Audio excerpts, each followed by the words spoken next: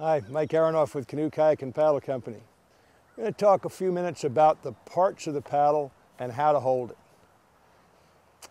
Pretty important piece of gear. We kid sometimes and say, don't really use the paddle for much except for going forward, going backwards, turning, going sideways, stopping, and keeping yourself from falling over. And that's about all you use one for. It's simply a lever that propels the kayak through the water. Let's talk about the parts. Starting at the top. Top is, not surprisingly, called the tip. And this big portion is called the blade. Most kayak paddles made today are convex. They have a curve in them. The outside, this is called the back face. And the spooned in part, as if you were going to eat cereal out of them, like a spoon, is called the power face. So we have a tip, blade, power face, back face. The blades are asymmetrical. You have a top edge and a bottom edge. Where the blade comes back and runs into this thing, this is called the shaft. The shaft runs along, and you might be able to see this. It's called a drip ring. The idea of these is that it stops water from running down the shaft onto your head. Not sure that that works, but that's what they're there for. Paddle runs through. This is a two-piece paddle. This is where you can take it apart. Shaft runs all the way up and to another blade. So it's pretty simple, really. Tip, blade, power face, back face, shaft. Where the blade meets the shaft, we refer to that as the throat. Drip rings. If it's a two-piece paddle, this is the button for taking the paddle apart. Some of these are, some aren't. This is a straight shaft paddle. It comes back to another blade. Most people use these types of paddles. However, there's another type. The type differs only in that it has a bent shaft. Talk about how to hold these paddles. I'll go back to the one that most people use.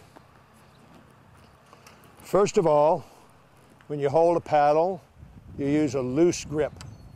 Keep your fingers curled around the paddle, but not grip tightly. Grip tightly just puts stress on your tendons, forearms, and wrists, and it doesn't work well either. So a nice relaxed grip on the paddle.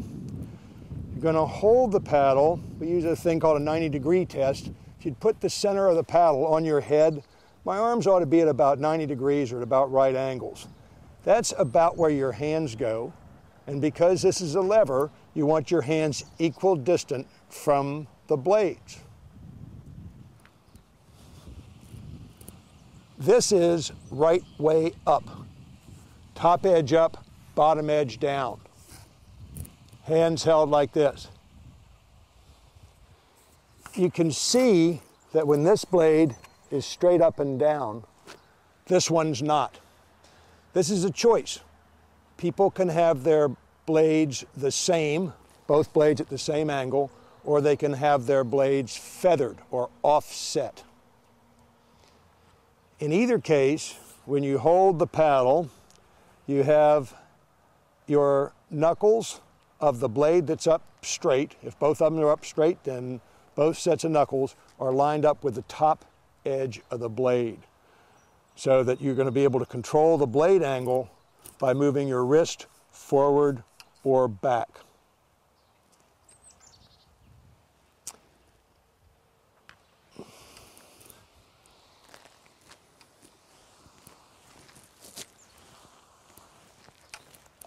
That'll allow you to use the big muscles of your torso and back to make the paddle work. Same thing, no difference. Top edge up, bottom edge down, the bent shaft. The folks that like bent shafts say that they're easier on their forearms and wrists. Again, they are quite popular, but not as popular as the straight shaft. They also are going to cost more. Paddles are made out of different materials. This paddle is made out of carbon fiber. This paddle is made out of fiberglass with a fiberglass blade and a fiberglass shaft. You'll find some excellent paddles that are made out of wood, and some others are made out of aluminum and plastic.